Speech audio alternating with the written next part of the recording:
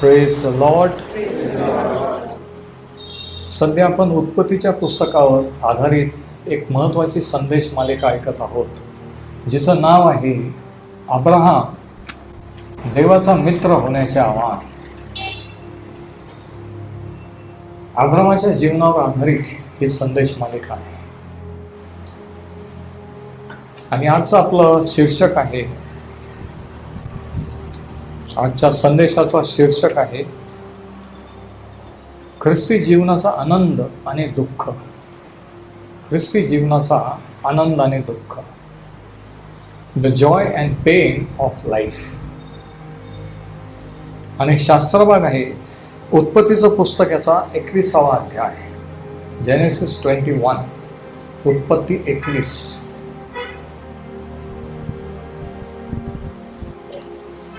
ख्रिस्ती जीवन हे आनंदाचं जीवन आहे, कारण देवाशी समेट होऊन देवाबरोबर चालणं, दररोज त्याचा अनुभव घेणं, ह्याच्यापेक्षा मोठा आनंद कशात असू शकतो नाही.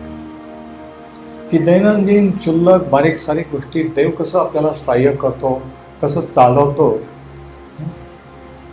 आणि कशा रीतीने त्याच्या वचनाने तो आपल्याशी बोलतो, त्याच्या आत्म्याने चालवतो.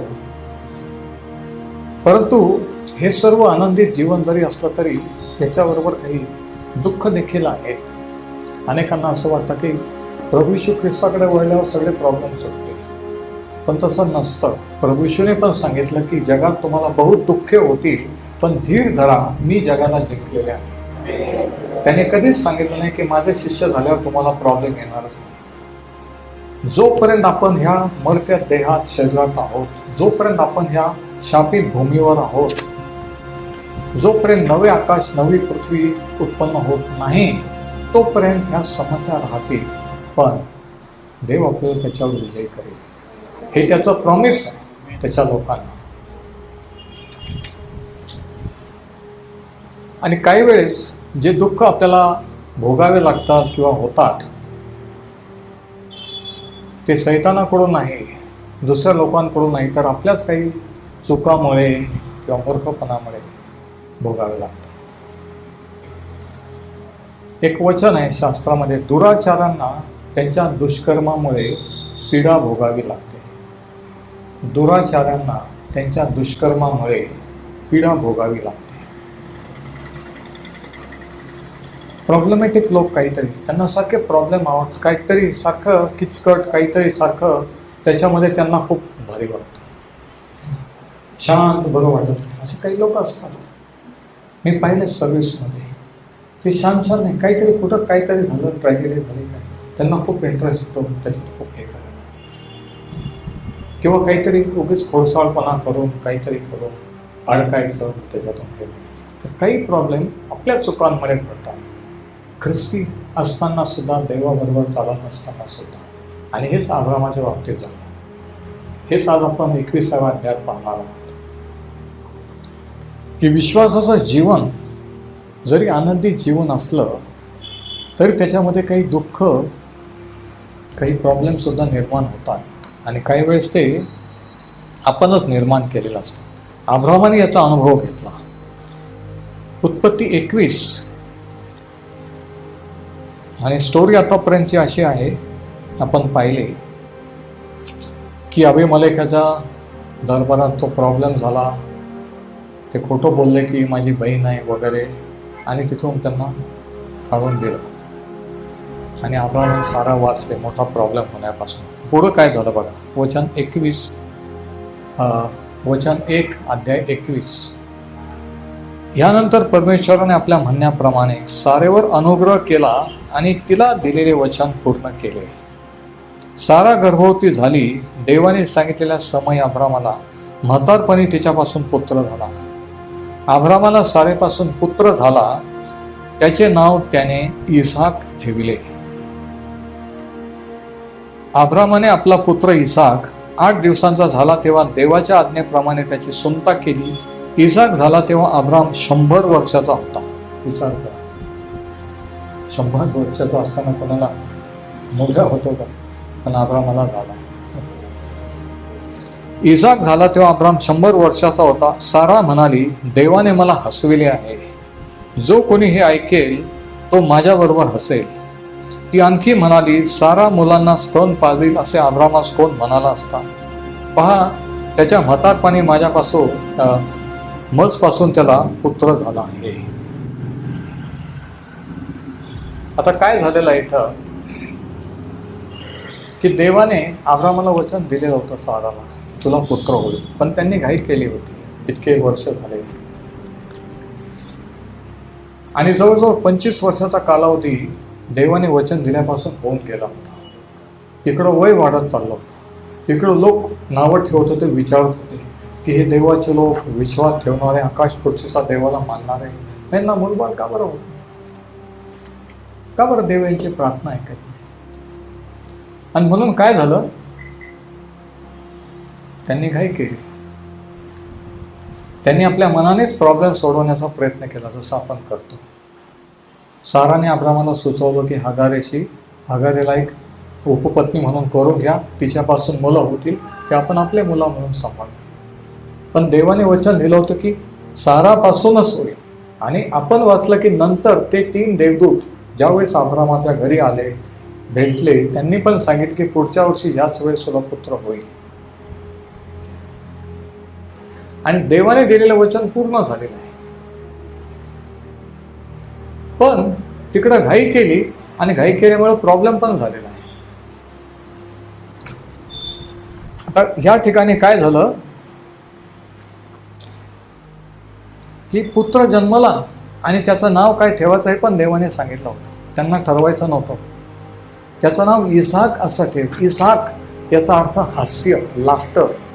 कारण काय, जेव्हा ते बोलले जेवताना तेव्हा सारा पडद्याआड ऐकत होती बोलणं आणि तिला मनातल्या मनात हसू आलं. आणि त्या तिघातला एक जण म्हणजे प्रभू काय म्हटला की सारा का हसली, आणि ती म्हटले मी हसले नाही. परमेश्वर तुमचे आणि माझे विचार दुरून ओळखतो. अब्रामाला पण कळलं नाही की ती हसली, आणि म्हणून त्याचं नाव इसाक असं ठेवायला लावलं. आणि त्यांनी त्याचं नाव इसाक असं ठेवलं. पण तिकडं काय झालेलं होतं की हगारेला पण पुत्र झालेला होता आणि तो आता जवळजवळ 12-13 वर्षाचा झालेला होता. स्टोरी ऐका.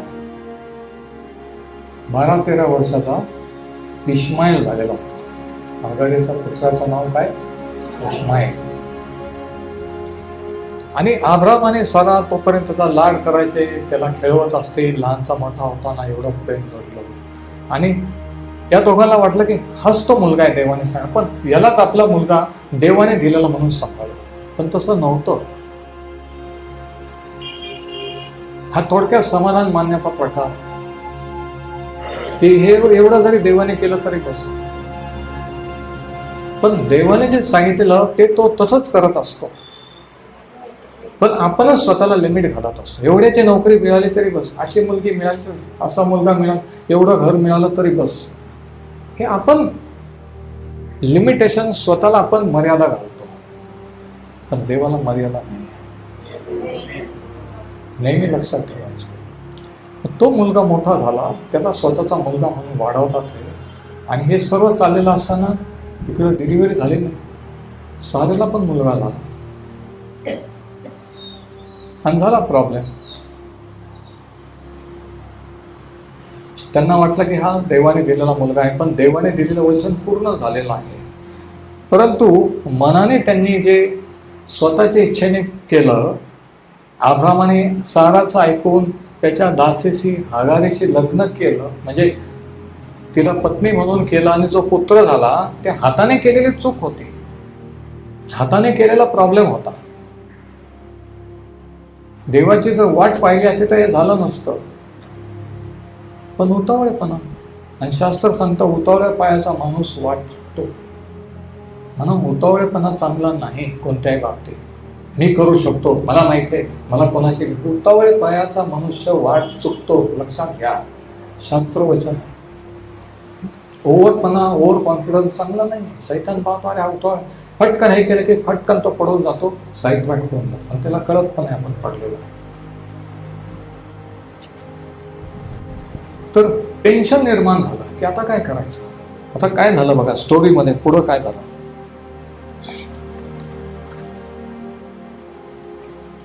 ह्याच्यानंतर पुढे काय होतं, वचन 10 जर आपण वाचलं तर त्या ठिकाणी असं लिहिले की तेव्हा ती अब्रामाला म्हणाली, ह्या दासीला व हिच्या पुत्राला घालवून द्या, माझा पुत्र इसाक याच्याबरोबर ह्या दासीचा पुत्र वारस होणार नाही. झालं भांडण दोघींमध्ये की ही बाई आणि तो मुलगा आता इथं राहणार नाही. टेन्शन निर्माण झालं अब्रामाच्या जीवनात. बघा साराने अब्रामाला सांगून टाकलं, एक तर मी राहील नाही तर ती राहील,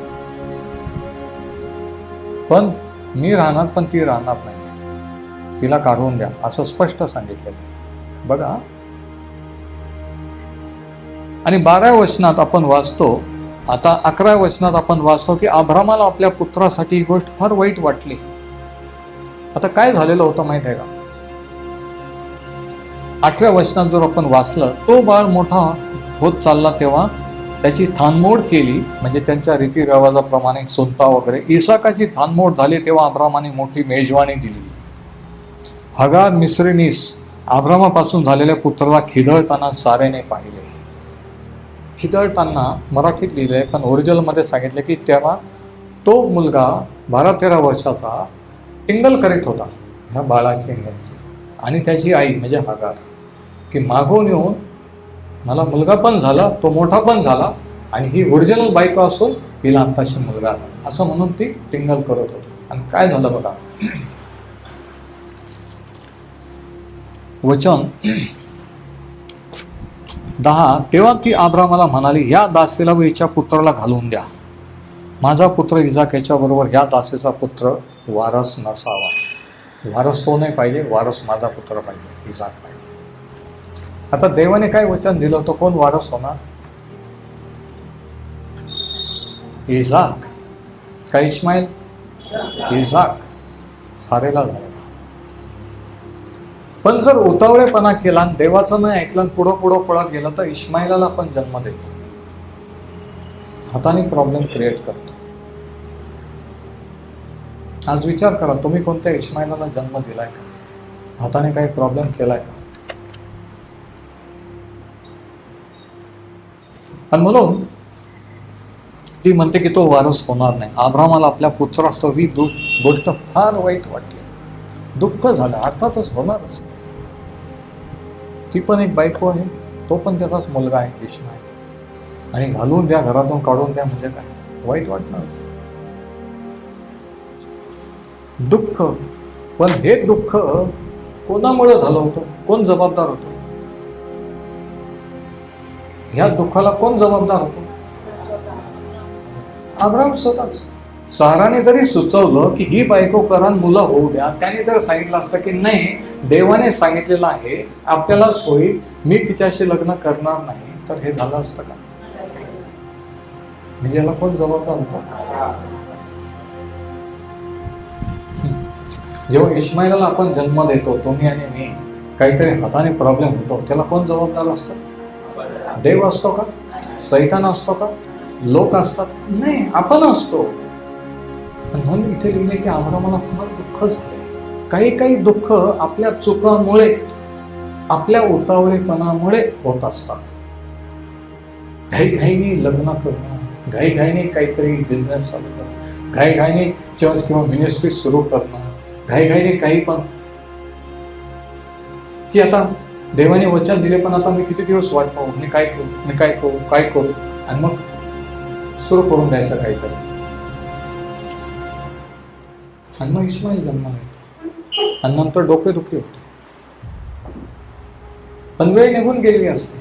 जे झालं ते आपण अंडू करू शकत नाही. तुमच्यानं माझ्या जीवनात जे झालेलं आहे ते परत मागे येऊ शकतो का आपण, नाही. म्हणून काही प्रॉब्लेम, काही दुःखाला आपण जबाबदार असतो. बघा, इसाक हा देवाने दिलेल्या वचनाचा पुत्र होता. अब्राम वयस्कर झालेला होता, सारा वयस्कर होती, जरी ती सुंदर देखणी होती. 1 वर्षापूर्वी राजा तिच्यावर भाळला होता की राजाने विचारलं की ते कोण, तिला बोलून आणा. म्हणजे त्या वयात सुद्धा ते किती सुंदर देखणी असेल. म्हणजे जेव्हा आपण ही स्टोरी वाचतो, मी काल ते वाचून त्याच्यावर स्टडी मनन करत होतो, तर आपल्याला वाटतं की अब्राम 100 वर्षाचा होता आणि सारा 90 वर्षाची होती.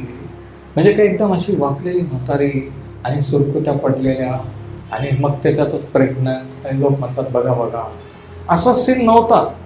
कारण अगोदरच्याच अध्यायात आपण वाचलं की अभिमेलेकाने पाहिलं की ती स्त्री इतकी सुंदर आहे, राजाच्या लोकांनी शिफारस केली आणि त्यांनी बोलून घेतलं तिला राणी करण्यासाठी. ती तशी जर सुरकुत्या पडलेली म्हातारी असती तर अभिमेलेक सारख्या राजाने तिला बोलून घेतलं असतं का दरबारात? म्हणजे ह्या डिलिव्हरीच्या वेळेस सुद्धा, ह्या वयात सुद्धा ती सुंदर दिसत होती. किती विशेष आहे. आणि हे मी वाचत असताना, हे करताना एकदम फ्लॅश मध्ये आला की अरे असं नव्हतं ते, की ती अशी म्हातारी नव्हती, ती एकदम आकर्षक सुंदर देखणी अशी बाई होती, 90व्या वर्षी सुद्धा.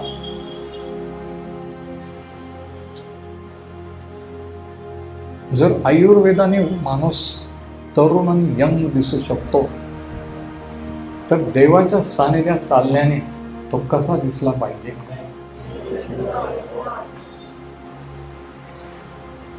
त्याचं वय सुद्धा नाही कळलं पाहिजे.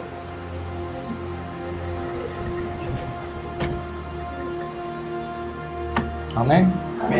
ही फॅक्ट आहे, हे देवाचं वचन आहे. हे मी तुम्हाला वचनातून सांगतोय, काही स्टोरी नाही, गप्पा गोष्टी नाही. आणि तर इजाक, देवाने जे सांगितलं होतं त्याच्याप्रमाणे झालं. म्हणजे इजाक कशाचं प्रोडक्शन होतं? देवाच्या वचनाचं. देवाने जे दिलेलं वचन, त्याच्यात अब्राम साराचा काहीच हात नव्हता. त्यांचं वय केव्हाच निघून, टॉप स्पेशलिस्टकडे गेले असते तरी ते म्हटले असते तुम्ही वेडे झाले घरी जा. पण देवाने वचन दिलं होतं होणार म्हणजे होणार. पण 25 वर्ष होऊन गेली. विचार करा, 25 वर्ष अब्राम आणि साराने वाट पाहिली. अब्रामाला दोष देऊ नका, त्याने घाई केली, त्याने घाई केली. तुम्ही पण घाई करता, मी पण घाई करतो. 25 वर्ष कशाला म्हणतात? इथे एक दिवस कोणाला थांबायला वेळ नाही. काल प्रार्थना केली की लगेच उद्या पाहिजे. 25 वर्ष त्यांनी वाट पाहिली आणि त्या 25 वर्षामध्ये ही चूक झालेली आहे. कधी कधी डिले किंवा विलंब होतो, त्यावेळेस आपल्या हातून चुका होत असतात. आता देव काही करीत नाही, काहीच होत नाही, प्रार्थना करून फायदा नाही, आता मीच काहीतरी करतो. आणि मग काहीतरी करायला जातो आणि इश्माईल जन्माला येतो.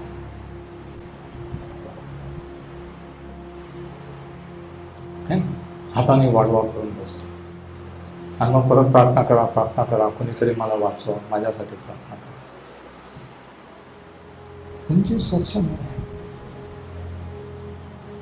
मी तर असं म्हणतो, 25 वर्ष त्यांनी धीर धरला. जरी चूक केली तरी 25 वर्ष वाट पाहिली. त्याच्याबद्दल त्याला सल्यूट केलं पाहिजे, अभिनंदन केलं पाहिजे. नाही काय? 25 वर्ष कशाला म्हणतो? 25 वर्ष कोणी प्रार्थनेच्या उत्तराचं वाट पाहता?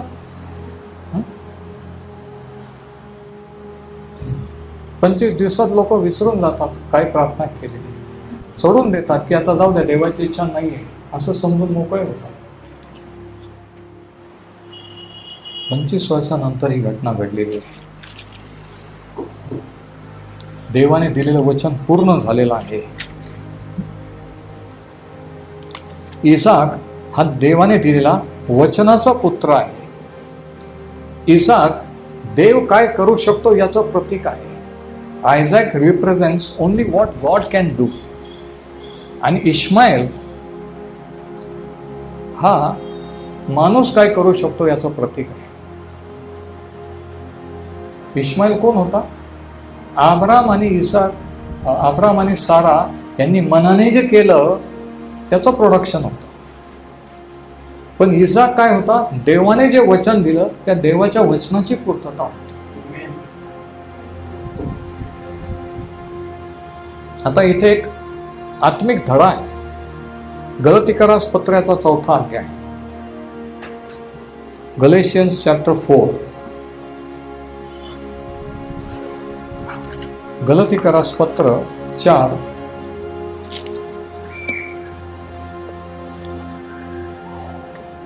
आणि वचन 22 आणि 23 या ठिकाणी काय लिहिले आपण जरा पाहू.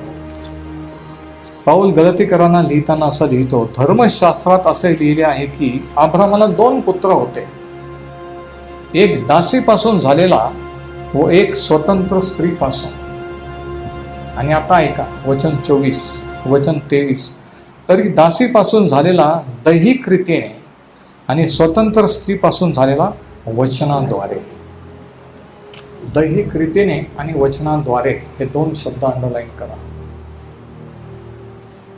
इसाक दैहिक रीतीने जे होतं त्याचं प्रतीक आहे. आपण मनाने आपल्या शहाणपणाने जे घडवून आणतो त्याला म्हणायचं इसाक, आणि देव जे करतो त्याला म्हणायचं इस्माईल, आणि देव जे करतो त्याला म्हणायचं इसाक.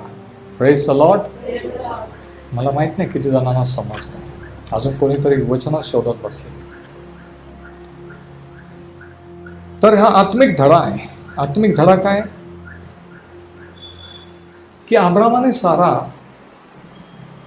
इसाकाबद्दल हुशारके मारू शकत नव्हते, पण इस्माईलाबद्दल ते हुशारके मारू. हा माझा मुलगा, हा माझा मुलगा, हा आमचा मुलगा. पण त्यांच्या परिश्रमातून त्यांच्या इच्छेने झाला. पण इसाक कोण होता? देवाने दिला. त्याचा क्रेडिट ते स्वतःला घेऊ शकत नव्हते, कारण ते देवाने केलेला चमत्कार होता. देवाने जे तुमच्या माझ्यासाठी केलं असते तर श्रेय क्रेडिट तुम्ही आणि मी घेऊ शकत नाही. पण आपण जे केलं आपण घडी घडी सांगतो, 10 वेळ 100 वेळ सांगतो, मी केलं माझ्यामुळे झालं. लक्षात घ्यायचं, इथे एक आत्मिक धडा आहे. इसाक आणि इस्माईल कोण? वचनाच्या द्वारे दिलेला मुलगा आणि दैहिकरित्या झालेला मुलगा. म्हणून ते इस्माईलामध्ये गर्व करू शकत होते, पण इसाकात नाही. इसाकडे पाहिल्यानंतर काय त्यांना आठवत असेल? अरे त्यांना लाज पण वाटत असेल, त्यांना वाटत असेल अरे आपण विश्वास धरला असता तर उगीच घाई केली, उगीच तू सांगितलं म्हणून. ते म्हणजे नाही, पण तुम्ही का बरं ऐकलं, मी जरी सांगितलं, असं कदाचित झालं असं, मला नाही माहिती.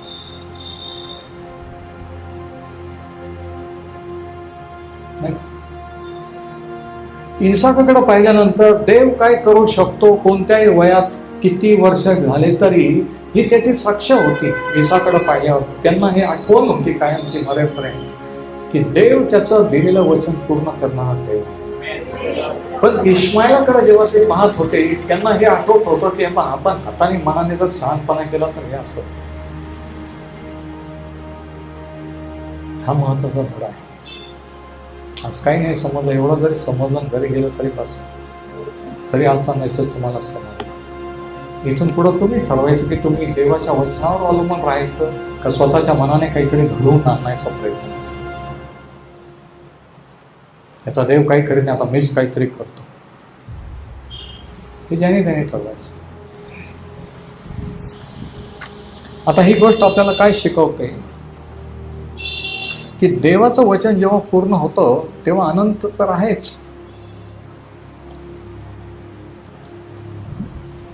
की ख्रिस्ती जीवन, विश्वासाचं जीवन हे आनंदित जीवन कसं आहे की जेव्हा देवाने आपल्याला दिलेले वचन पूर्ण होतात.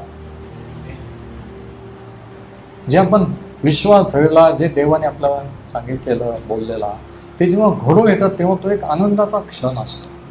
इसाक जन्माला आपण वाचलं की अब्रामाने त्यांनी मेजवानी दिली, हे योग्य होतं, पार्टी देणं योग्य होतं.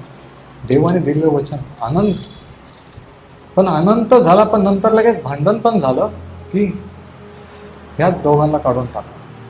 म्हणजे दुःख पण आहे ख्रिस्ती जीवनात, विश्वासाच्या जीवनात देवाबरोबर चालताना नुसता आनंदच नाही, काही वेळेस दुःख पण होतात, आणि ते दुःख काही वेळेस आपल्या चुकामुळे होतात. आणि तरी काही मूर्ख लोक म्हणतात, सांगा बरं देवाने असं का केलं. मग मी म्हणत असतो की तुम्ही अगोदर देवाला विचारलं होतं का? जर नसल विचारलं तर तुम्हाला कोणताही अधिकार नाही देवाला दोष देण्याचा. देवाने असं काय, आत्ता तुम्हाला देव आठवला, तेव्हा का नाही देव आठवला की मी लग्न करू का, मी हा बिझनेस करू का, मी ही मिनिस्ट्री, ही सेवा सुरू का, मी ते करू का? अगोदर का नाही विचारलं देवा? विचारलं का समाधान नाही? हा धडा आहे रवी. आता तू विचार कर, किती संदेश मिस केले, किती तू पुढे गेला असता. पण नाही, सैतान म्हणतो जाऊ दे, ते कामं महत्वाचे, ते साहेब महत्वाचे, ते हे महत्वाचं. आपण खुशाल आहे त्याच लेवलला राहा. पण सैतान खुश होतो की मला असंच ठेवीन, असंच मरू दे, याला पूर्ण त्या देशात वतनाच्या आशीर्वादात जाऊ देणार नाही. आणि आपण खुशाल थोडक्यात समाधान मानतो, खुश आहे. आपल्याला कळत पण नाही की आपल्याला कोणीतरी फसवतोय, आपले आशीर्वाद चोरून घेत आहे आणि आपल्याला देवामध्ये पुढे जाऊ देत. हे कळलं, हे कळणं सुद्धा ख्रिस्ती जीवनाचा एक महत्वाचा भाग. हे कोणतं महत्वाचं? हे वचन, हे शास्त्र कशाला लिहिलंय की आपण आपल्या आयुष्यात चुका करू नये. ज्या चुका त्यांनी केल्या त्या तुम्ही आणि मी करू नये म्हणून हे लिहिलं. पण आपण म्हणतो मला का नाही, मला टाइम नाही. टाइम नाही तर मग तुझं तू भोग, प्रॉब्लेम झाल्यावर म्हणू नको, प्रार्थना करा. पण हे जर वाचलं, ऐकलं, समजलं तर कितीतरी चुका आपण आपल्या आयुष्यातला टाळू शकतो.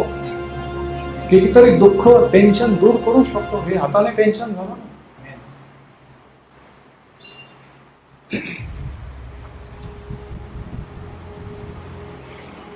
आणि मग काय होतं बघा.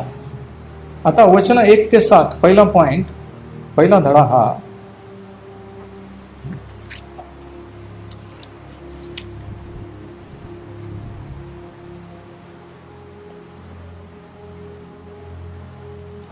जेव्हा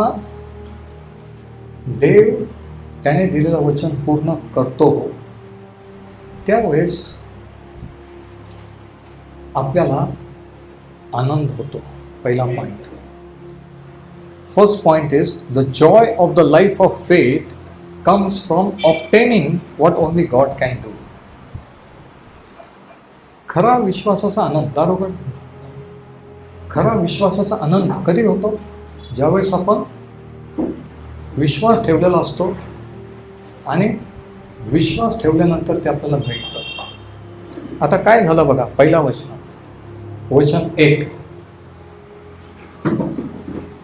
उत्पत्ती याचा 21वा अध्याय आणि पहिलं वचन काय लिहिले त्या वचनामध्ये? जेनेसिस 21:1.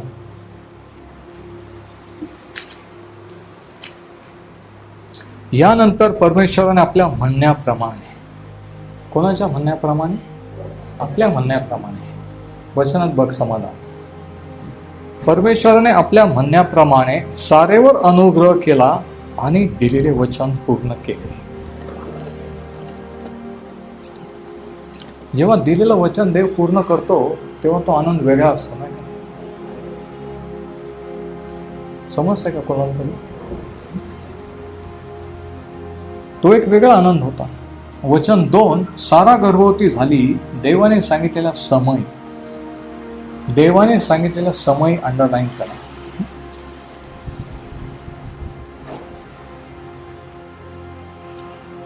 जेव्हा देव वचन पूर्ण करतो ते पूर्ण करण्याचा एक समय असतो.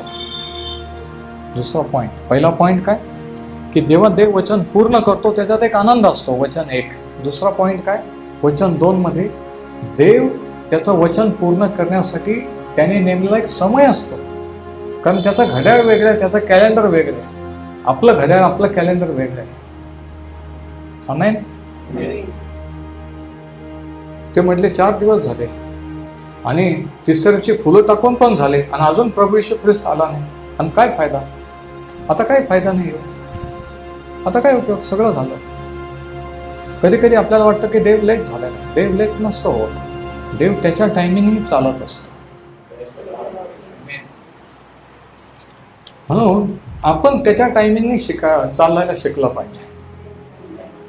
देवाला आपल्या तुमच्या माझ्या टायमिंगमध्ये नाही बसवायचं, आपण त्याच्या टायमिंगमध्ये बसायला शिकलं पाहिजे. म्हणजे हा उतावळेपणा होऊन आपण इश्माईलाला जन्म देणार. नंतर तर दुसरा धडा काय, what God promises he does is in his on time. वर्स 2, देव जे वचन देतो ते त्याने नेमलेल्या वेळी. वचन 2 बघा, सारा गर्भवती झाले, देवाने सांगितलेल्या समयी अब्रामाला म्हातारपण झाले. म्हणजे समय होता, त्याच समय तो होणार होता. पण यांना वाटतं एवढे वर्ष असू दे ना, पण देवाचा समय आल्यावर ते झालं. काळाची पूर्णता झाली आणि देवाने आपला पुत्र पाठवला. देव काळाचा, देव टायमिंगचा देव आहे. God is a God of time, plan and purpose. उद्देश, योजना असलेला देव आहे. अचानक उठून काहीतरी करायचं आपल्यासारखं तसं नाही आहे. त्यांनी सगळं व्यवस्थित प्लॅन करून योजलेलं असतं. नेमलेली वेळ असेल त्याच वेळेस त्या गोष्टी होत असतात. आणि काही वेळेस आपण उतवळ्या पण करून पुढं धावतो, किंवा कधी कधी आपण टंगळमंगळ आणि निष्काळजीपणा करून मागं राहतो. आणि दोन्ही गोष्टी चुकीच्या आहेत. आपण पुढे नाही पळायला पाहिजे आणि मागं पण नाही राहायला पाहिजे. आपण त्याच्या संगती चाललं पाहिजे. तिसरी गोष्ट, वचन 5, इसाक झाला तेव्हा अब्राम 100 वर्षाचा होता. आता हे का लिहिलेलं आहे? काय गरज होती का लिहायची? गरज होती. विनाकारण उभीच काही शास्त्रात लिहिलेलं नाही. कितव्या वर्षी कोणत्या अवस्थेत? म्हणजे 100 वर्षी कोणाला पुत्र होतो का? शक्यच नाही. आपण होच्छे काय सांगता तुम्ही? म्हणजे त्यावेळेस ते फक्त देवावर अवलंबून होते. त्यावेळेस ते कोणतंही क्रेडिट स्वतःला घेऊ शकत नव्हते. देव त्याने दिलेलं वचन कधी पूर्ण करतो? जेव्हा आपण त्याच्यावर टोटली अवलंबून असतो. तिसरा पॉइंट, जेव्हा आपण काही करण्यास समर्थ नाही. काय करणार यावं? काहीच करू शकत नाही. पूर्णपणे त्याच्यावर अवलंबून. जेव्हा तुम्ही आणि मी पूर्णपणे त्याच्यावर अवलंबून राहायला शिकू, त्यावेळेस तो ते घडून आणतो. God does it when we totally rely upon him and reach the end of ourselves. तर पहिला धडा काय? विश्वासाच्या जीवनाचा आनंद तेव्हा असतो जेव्हा देव त्याने दिलेले वचन पूर्ण करतो. दुसरा पॉइंट, दुसरा धडा, 10 मिनिटात सांगतो. दुसरा धडा हा, second point, the pain of life comes from separating from what we have done in our own strength. जीवनाचं दुःख तेव्हा होतं जेव्हा आपण हाताने केलेल्या चुका त्याच्यापासून आपण वेगळं होतो. The pain of life comes from separating from what we have done in our own strength. आपल्या शक्तीने जे आपण केलेलं असतं त्याच्यापासून जेव्हा आपल्याला वेगळं व्हावं लागतं तेव्हा आपल्याला दुःख होतं. आता काय झालं बघा, म्हणजे काय बघा, 8 वचन 21 आणि वचन 8, उत्पत्ती 21 वचन 8. किती जणांना ही स्टोरी वाचलेली आहे? किती जणांना माहीत आहे? फक्त 2-4 लोकांना. बाकीचे जण शास्त्र वाचत नाही. रवी, वचन 8, तो बाळ मोठा झाला तेव्हा त्याची थानमोड झाली. इसाकाची थानमोड झाली तेव्हा अब्रामाने मोठी मेजवानी दिली आणि हगार मिस्रीनीच अब्रामापासून झालेल्या पुत्राला खिदळताना पाहिले. तेव्हा ती अब्रामाला म्हणाली, या दासीला पुत्राला घालून द्या. माझा पुत्र हिच्याबरोबर दासीचा पुत्र वारस नसावा. अब्रामाने आपल्या पुत्रासह ही गोष्ट फार वाईट वाटली. दुःख झालं. पण हे वाईट वाटणं कोणाची चूक होती? त्याचीच चूक होती. बघा, कधी कधी आपलीच चूक असते आणि आपल्याला वाईट वाटतं. मला माहिती आहे अशा वेळेस कोणी प्रेज लॉर्ड म्हणणार, पण हे सत्य आहे. It is a fact. काही गोष्टीला आपणच जबाबदार असतो आणि आपण उगीच कोणाला तरी ब्लेम करतो. त्यांनी मला दिलं म्हणून मी फळ खाल्लं, त्यांनी मला असं सांगितलं, त्यांनी मला सांगितलं. अरे त्यांनी सांगितलं पण तुला डोकं नव्हतं का? तू निर्णय का नाही घेतला? तिने जरी दिले, तू म्हणू शकत होता देवाने मला सांगितलं नाही खायचं, नाही खायचं, तुला खायचं तर तू खा. म्हणू शकला नसता? म्हणू शकला असता. तुम्हाला मला जेव्हा असं ऑफर येतात, असं दबाव येतात सोनी, तेव्हा आपण म्हणू शकतो का नाही तू की नाही मला नाही हे करायचं, तुम्हाला काय करायचं ते करा. पण आपण म्हणतच नाही.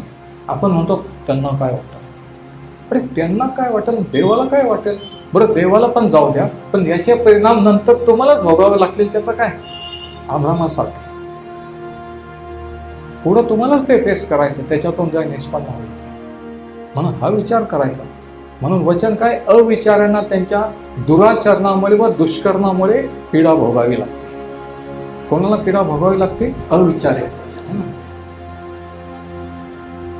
हिंसिकल लोक, अविचार करणारे, मूड मध्ये आला फटकन करून टाकायचं, पटकन काय तुम्हाला वाटतं पडायचं, हा काही मागचा पुढचा विचार करायचा.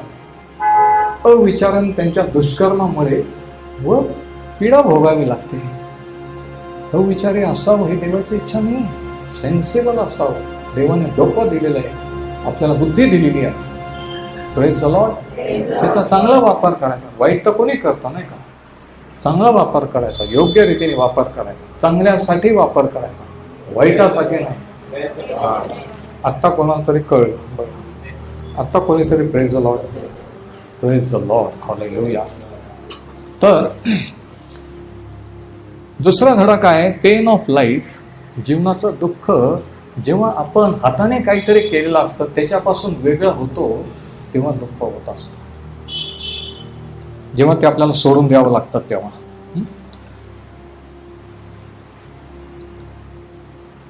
आता मग पुढे जर आपण वाचलं 12व्या वचनात, तेव्हा देव अब्रामाला म्हणाला, तुझा पुत्र व तुझी दासी यांच्याकरता तुला ही गोष्ट वाईट न वाटावी. सारा तुला जे काही सांगते ते सगळे ऐक, कारण तुझ्या वंशाचे. आता अब्राम आधीच टेन्शनमध्ये, दुःखामध्ये, आणि देव काय म्हणतो? सारा जे सांगते ते ऐक. म्हणजे काय? देव परमेश्वर साराची बाजू घेतो? हो. म्हणजे त्या बाईला काढून दे, इस्माईलला सकट. हो. कारण का? कारण त्याच वचनात आहे. 12व्या वचनाच्या शेवटीच कारण आहे. कारण तुझ्या वंशाचे नाव इसाकच चालवणार. परमेश्वर म्हणतो, मी आधी सांगितलं होतं ना, पण तुम्ही घाई केली. मग ती जे सांगते ते बरोबर आहे. कधी कधी बायका सांगतात ते बरोबर असतं, पण माणसांना कमीपणा वाटतो ऐकायला. ते म्हणतात, हे तुला काही समजून नाही, तू चुप बस. आणि मग शेवटी ते जे सांगतात तेच खरं असतं, ते मान्य करावं लागतं. मग ते म्हणतात, हा ठीक आहे ठीक आहे ठीक आहे ठीक आहे. इगो, गर्व. इकडं प्रार्थना उपास करायचा, इकडे इगो. इकडं चर्चमध्ये साक्ष द्यायचं आणि तिकडं असं वागायचं. सैतान अशा लोकांना घाबरत नाही. तुम्हाला सांगतो, राहायचं तर फेक नका लावू, रिअल राहा. रिअल लोकांना कळू द्या तुमचा खरा स्वभाव, खरे विचार, खरे तुम्ही कसे आहात ते, है ना. मुखवटा घालून फिरू नका. रिअल राहा. जसं आहे तसं, घरात तसं, चर्चमध्ये तसं, बाहेर तसं, ऑफिसमध्ये तसं, सगळीकडे तसं आहे. ते हे असं आहे. काय म्हणायचं आहे? लपाछपी काही नाही, संशयास्पद काही नाही, पारदर्शक.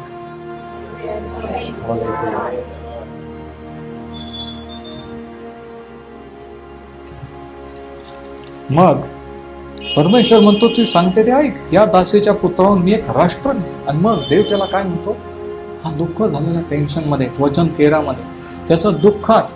जेव्हा आपल्याला दुःख होतं आपण केलेल्या चुकामुळे आणि त्याची जाणीव होते, पण आपण काहीच करू शकत नाही, पुढं जाता येत नाही, मागं जाता येत नाही, तेव्हा देव आपल्याला सोडत नसतो. देव आपल्याला म्हणत नाही, बघ तू चूक केली ना, झाला ना वाढवा, असं म्हणत नाही. तो काय म्हणतो? वचन 13 मध्ये, या दासीच्या पुत्रापासून मी एक राष्ट्र निर्माण करीन, कारण तो तुझे बीज आहे. त्याला दिलासा येतो की हरकत नाही, तुला वाईट वाटून घेऊ नको, त्याच्यापासून पण मी एक राष्ट्र निर्माण करेन. त्याची काळजी पण मी घेईन, तिची काळजी पण मी घेईन. तू चूक केली मला माहीत आहे, उतावळेपणा केला मला माहीत आहे, पण जे झालं ते झालं. मी आता त्याच्याबद्दल सुद्धा माझं वचन पूर्ण करेन. पहिला धडा काय? 3 लेसन्स. जेव्हा इस्माईलाला वेगळं करण्यात आलं, शेवटचा पॉईंट 3 धडे. 3 लेसन्स फ्रॉम सेपरेटिंग इस्माईल. वचन 14 पासून आधी वाचू आणि मग ते धडे मी सांगतो. नंतर अब्रामाने मोठ्या पहाटे सुटून भाकरी व पाण्याची मसक आणून हगारीच्या खांद्यावर ठेवली व तिचा मुलगा तिच्या हवाली करून तिला रवाना केले. ती निघून बैरशेबाच्या अरण्यात भटकत राहिली. मस्केतील पाणी संपल्यावर तिचे मूल झुडपाखाली टाकले वगैरे वगैरे ती स्टोरी. आणि मग अशा रीतीने त्याने तिला घालवून दिला. पहिला धडा, there will always be conflict between what we do and what God can do. पहिला धडा काय? जे आपण करतो आणि जे देव करतो याच्यामध्ये नेहमी संघर्ष राहील. इसाक आणि इश्माईल यांच्यामध्ये पिढ्यानपिढ्या संघर्ष राहिला. इसाक देवाच्या वचनाचा पुत्र होता आणि इश्माईल अब्रामाच्या दैहिकतेचा पुत्र होता. जे दैहिक आहे आणि जे आत्मिक आहे त्याच्यामध्ये नेहमी संघर्ष असतो. आमेन. Praise the lord. किती जणांना समजतं? दैहिक ते दैहिक, देहाने जन्मले ते देह आहेत, आत्म्याने जन्मलेले आत्मा आहे. किती दाखवलं, किती आपलं प्रिटेंड केलं की नाही पाळत साहेब ते आत्मिक आहे, ते असं आहे. दैहिक ते दैहिकच आहे रे, आत्मिक ते आत्मिकच आहे. हे एक दिवशी उघड होणारच. म्हणून आपण जे करतो आणि देव जे करतो याच्यामध्ये संघर्ष असतो. पहिला पॉईंट, पहिला धडा. दुसरा पॉईंट मधला पहिला धडा, इसाकाच्या जन्माने आनंद झालाच पण टेन्शन पण वाढलं. कारण अचानक साराने घोषणा केली की आता ह्या बाईला आगारेला त्याच्या पुत्राला तिथं ठेवायचं नाही. गलतीकारास पत्र 4 आणि 29 मध्ये आपण हे वाचतो. गलेशियन्स 4:29 काय लिहिलेलं आहे? त्यावेळेस देहरित्या जन्मलेल्या इस्माने आध्यात्मिकरित्या जन्मलेल्या इस्माचा छळ केला. दैहिकरित्या जन्मलेला इसम कोण? इश्माईल. आत्म्याने जन्मलेला इसम कोण? इसा.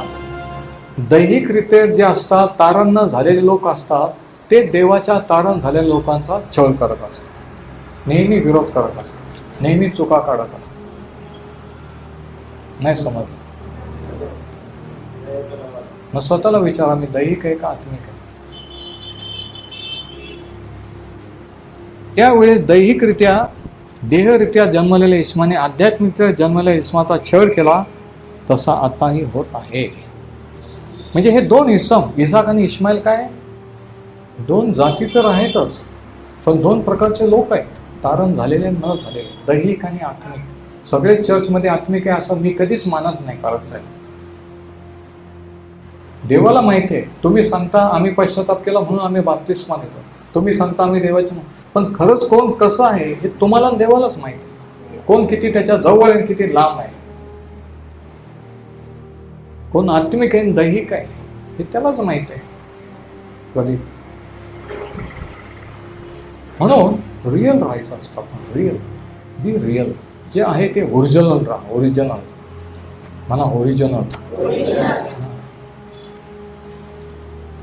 मनीषा ताई, समजतं ना मी काय म्हणतो ते? तर दुसरा धडा हा की जे आपण केलेलं असतं, संघर्ष जर मिटवायचा असेल दैहिक आणि आत्मिक आहे, तर जे आपण केलेलं असतं ते काढून टाकलं पाहिजे, घालून दिलं पाहिजे.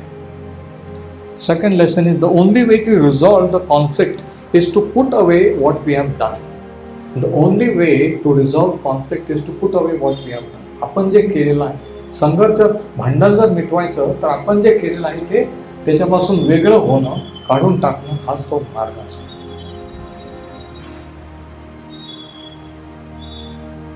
म्हणून देव म्हणला सारा जे सांगते ते बरोबर आहे, तिला घालवून दे, त्याच्यापासून मी राष्ट्र निर्माण करेन.